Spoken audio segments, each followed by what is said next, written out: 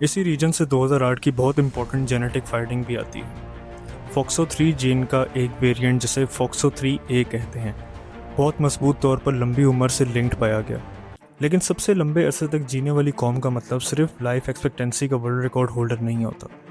कुछ जगहें ऐसी भी मिलती हैं जहां बहुत ज़्यादा लोग 90 प्लस या 100 प्लस साल की ज़िंदगी जी लेते हैं।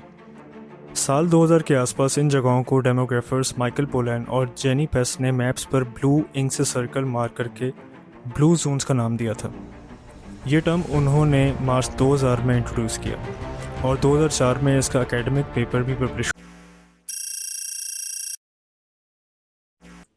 जी अस्सलाम वालेकुम दोस्तों, ज़िंदा रहने का असली राज क्या है? क्या बाकी दुनिया में ऐसे लोग मौजूद हैं जो बूढ़े ही नहीं होते? आज की कहानी एक सफ़र है वहाँ का जहाँ लोग लंबे अरसे तक सेहतमंद ज़िंदगी गुजारते हैं। तो चलिए सबसे पहले सीधा रिकॉर्ड होल्डर पे आते हैं। साल 2024 में हांगकांग की लाइफ एक्सपेक्टेंसी मर्दों के लिए 82.8 और औरतों के लिए 88.4 साल रिपोर्ट हुई थी। ये फिगर हांगकांग के अपने सेंटर फॉर हेल्थ प्रोटेक्शन ने रिलीज़ किया था। 2023 के वर्ल्ड बैंक डाटा के मुताबिक टोटल लाइफ एक्सपेक्टेंसी 85.25 साल रही। यानी ये शहर कई बरसों से दुनिया के टॉप पर या टॉप के करीब रहता आया है। इस रफ्तार की एक सीधी वजह है दोस्तों बेहतरीन पब्लिक हेल्थ, लो स्मोकिंग रेट्स खासकर वुमेन में, और एक्सेसिबल हेल्थ केयर। लेकिन सबसे लंबे अरसे तक जीने वाली कौम का मतलब सिर्फ लाइफ एक्सपेक्टेंसी का वर्ल्ड रिकॉर्ड होल्डर नहीं होता। कुछ जगहें ऐसी भी मिलती हैं जहां बहुत ज़्यादा लोग 90 प्लस या 100 प्लस साल की ज़िंदगी जी लेते हैं। साल 2000 के आसपास इन जगहों को डेमोग्राफर्स माइकल पोलैन और जेनी पेस ने मैप्स पर ब्लू इंक से सर्कल मार करके ब्लू जोन्स का नाम दिया था। ये टर्म उन्होंने मार्च 2000 में इंट्रोड्यूस किया और 2004 में इसका एकेडमिक पेपर भी पब्लिश हुआ। फिर 2005 में नेशनल ज्योग्राफिक के लिए डैन बटनर ने इस आइडिया को पॉपुलर किया और 2008 में उनकी किताब दी ब्लू जोन्स आने के बाद इस पर मज़ीद प्रोजेक्ट्स आए।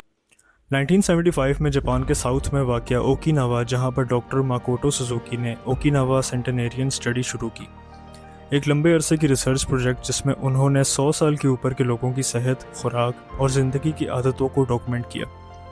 वहाँ का एक मशहूर असूल हारा हाचिबू है, यानी पेट में 20% खाने की गुंजाइश बाकी रहनी चाहिए जब आप खाना खा चुके हों।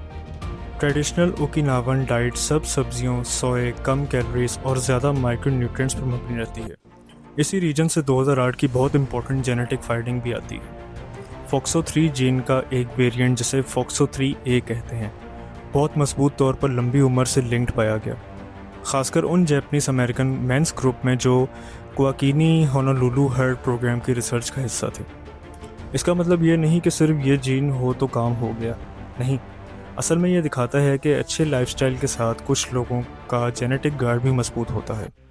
अर्ली 2000s में जेनी पेस और माइकल पोलैन ने इटली के सर्डेनिया आइलैंड की माउंटेन्स में बारबेजिया और ओग्लिएस्ट्रा के इलाकों को स्टडी किया। यहाँ उन्होंने देखा कि मर्दों की लंबी उम्र बहुत अनयूजुअल तौर पर ज़्यादा है।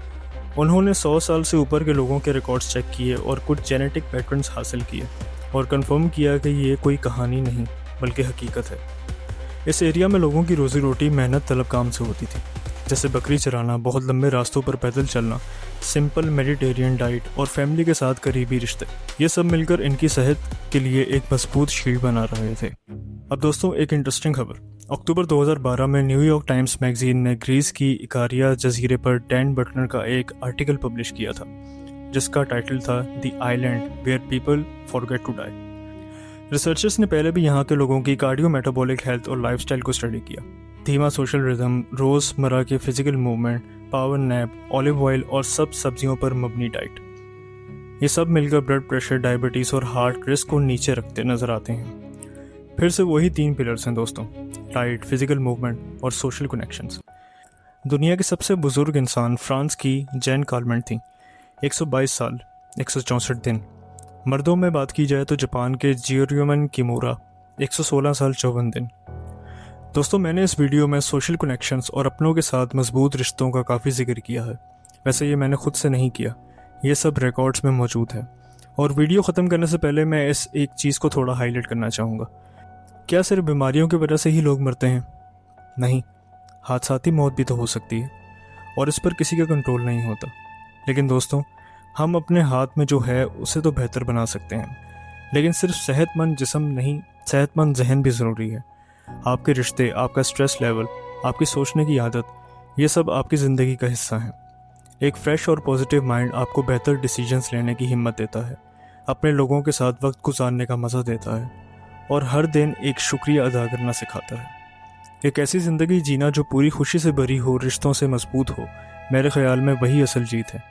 چاہو تو آزما کر دیکھ لو۔ امید کرتا ہوں یار ویڈیو اچھی لگی ہوگی، اچھی لگی تو کمنٹ کرنا، ویڈیو کو لائک اور چینل کو ضرور سبسکرائب کر دینا۔ ملتے ہیں انشاءاللہ پھر کسی اور ٹاپک کے ساتھ کسی اور ویڈیو میں، تب تک کے لیے رب رکھا۔